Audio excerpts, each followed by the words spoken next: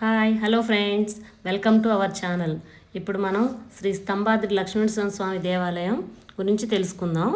ఇది ఖమ్మం జిల్లాలోని ప్రధాన కేంద్రం ఖమ్మం పట్టణ నడిబొడ్డున ఒక ఎత్తైన గుట్టపై ఉన్న ఆలయం. ఇది తెలంగాణలోని ప్రముఖ ఆలయాలలో ఒకటి. ప్రహ్లాదుని రక్షించేందుకు నరసింహస్వామి వారు ఒక స్తంభంలోంచి బయటకు వచ్చారని కథనం. అటువంటి స్తంభాన్ని కలిగి ఉన్న ప్రాంతం కాబట్టి స్తంభాద్రి, స్తంభశిఖరి, కంబం మెట్టు అని పేరు నుంచి కాలక్రమంలో ఖమ్మం అనే పేరు ఏర్పడిందని చెప్తుంటారు. ఇక్కడ స్థల పురాణం ఏమిటంటే, పూర్వం మౌద్గుల మహర్షి ఈ స్తంభాద్రి ప్రాంతంలో శ్రీహరి గురించి తపస్సు చేయగా శ్రీహరి లక్ష్మీ సమేత నరసింహునిగా ప్రత్యక్షమయ్యాడని, శ్రీహరి ముని కోరిక మేరకు ఇక్కడే భక్తుల దర్శనార్థం ఒక గుహలో కొలువు తీరాడని స్థల పురాణం. ఖమ్మం కోట నిర్మాణ సమయంలో కాకతీయ చక్రవర్తి స్వామివారికి ఆలయం నిర్మించాడని చరిత్ర వలన తెలుస్తున్నది. ఆలయ చరిత్ర ఏమిటంటే, శ్రీ మహావిష్ణువు నరసింహావతారంలో హిరణ్యకశిపుడు అనే రాక్షసుడిని సంహరించి ఆయన కుమారుడు ప్రహ్లాదుడిని కాపాడే కథ చాలా ప్రముఖమైనది. ఆనాడు స్తంభం నుండి ఉద్భవించిన స్వామియే ఈ కొండపై ఉన్న గుహలో వెలిశాడని, అందుచేతనే కొండకు స్తంభాద్రి అని పేరు వచ్చిందని చెప్తారు. అంతేకాక ఈ కొండ మొత్తంగా కూడా ఒక స్తంభం ఆకారంలో ఉంటుంది కాబట్టి కూడా ఈ పట్టణానికి స్తంభాద్రి అని పేరు వచ్చింది అనేది మరొక కథనం. అంతేకాక ఆ రోజుల నుంచే ఖమ్మం మెట్టు అనే పేరు ఉందని ఖమ్మం జిల్లా ఆదికవి హరిభట్టు తన వరాహ పురాణంలో పేర్కొన్నాడు. 1953 సంవత్సరంలో ఖమ్మం ప్రత్యేక జిల్లాగా అవతరించిన తర్వాత ఖమ్మం మెట్టును ఖమ్మంగాను, అదేవిధంగా అప్పటి వరకు వరంగల్ జిల్లాలో భాగంగా మాత్రమే ఉన్న ఖమ్మం జిల్లాను ఒక ప్రత్యేక జిల్లాగాను గెజిట్ ద్వారా మార్చారు. ఇలా జిల్లా పేరుకు ప్రధాన కారణంగా ఈ ఆలయం కావటం మరింత ప్రత్యేకత. పరిశీలించినట్లయితే కొండను తొలిచి చేసిన స్తంభాలపై చెక్కిన కాకతీయుల శిల్ప కళా శైలి చూపరులను అబ్బురపరుస్తుంది. రాతితో నిర్మించిన ఏకశిలా ధ్వజస్తంభం ఇక్కడి ప్రత్యేకత. మరో విశేషం ఏమిటంటే, స్వామివారు దక్షిణాభిముఖంగా ఉండటం.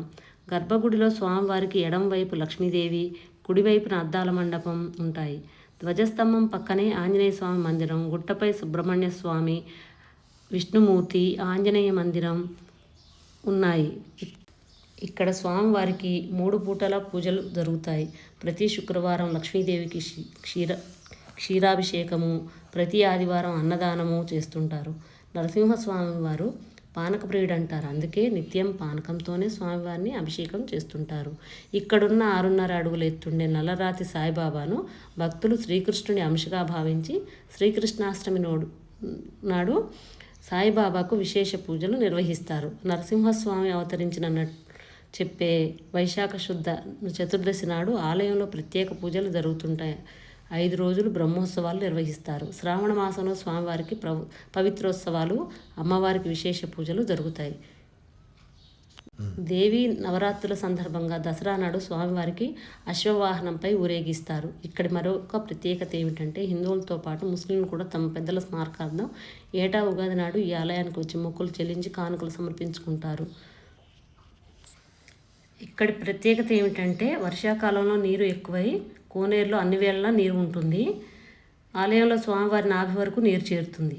ఆ సందర్భంలో ఆ నీటిని బయటకు పంపుతారు. ఈ ఆలయంలో మరో ప్రత్యేకత ఏమిటంటే, నల్లరాతితో చెక్కిన సాయిబాబా విగ్రహం. ఇక్కడ ప్రతి ఆదివారం ఉదయం మనకి అన్నదానం జరుగుతుంటుంది. ఈ అన్నదానానికి భక్తులు అనేక సంఖ్యలో పాల్గొని తీర్థప్రసాదాలు తీసుకుంటారు. సాధారణంగా దేవాలయాలు తూర్పు లేదా ఉత్తర దిశలకు తిరిగి ఉంటాయి. కానీ ఇక్కడ నరసింహస్వామి మాత్రం దక్షిణాభిముఖుడుగా ఉంటాడు. ఎత్తైన కొండలపై వెలిసిన నరసింహస్వామిమూర్తి శిల్పం సహజంగానే వెలసిందని, శతాబ్దాల కాలం నుంచి ఇది అక్కడే ఉన్నట్లు భావిస్తారు. ఈ ఆలయం స్తంభాలపై కనిపించే స్తంభాల శిల్ప నిర్మాణ శైలి కాకతీయుల స్తంభాలను పోలి ఉన్నప్పటికీ అంతటి పూర్తి స్థాయి నగిశీలు లేక చాలా ప్రాథమిక దశలోనే ఉన్నట్లు కనిపిస్తుంది. అంతేకాక గర్భగుడికి ముందున్న నిర్మాణంలో ముందస్తుగా ఏర్పరిచిన స్తంభాలకు ఆ తర్వాత విస్తరణలో అభివృద్ధి పరిచిన స్తంభాలకు మధ్య భేదాన్ని మనం గమనించగలుగుతాం.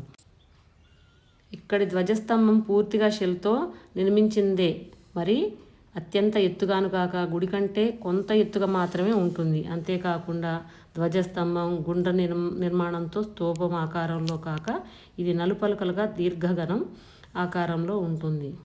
సాధారణంగా దేవాలయాల్లో గర్భగుడిలోని మూల విరాట్టు ఖచ్చితంగా ఎదురుగా ఉండేలా ధ్వజస్తంభం నిర్మాణం చేస్తారు. కానీ ఇక్కడ మూల విగ్రహానికి ఎడంవైపు ఐమూలగా కొంత కోణంలో ధ్వజస్తంభం ఉంటుంది.